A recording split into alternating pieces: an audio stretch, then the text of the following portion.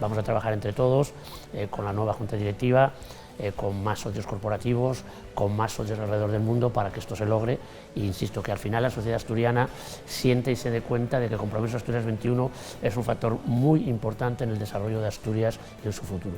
Y yo creo que ese es el reto que yo me pongo como persona y como, digamos, presidente de la asociación a partir de estos momentos, en esta nueva etapa que se inicia hoy. Que todo ese entorno de asturianos que vivimos fuera podamos aportar lo que sabemos, lo que conocemos, las experiencias que tenemos para y por el bien de la sociedad asturiana. Y ese es el gran objetivo que se mantuvo al inicio, se mantuvo hasta hoy y se mantendrá en el futuro. Revitalizar y hacer que el número de sociedades sea mucho mayor.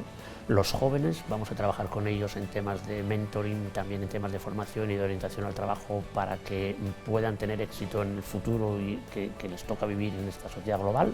Y vamos a trabajar con las empresas porque entendemos que es un pilar fundamental y por lo tanto vamos a tratar de ayudarlas en todo lo que son procesos de expansión, de desarrollo, de crecimiento o de internacionalización. Esos son los tres grandes ejes.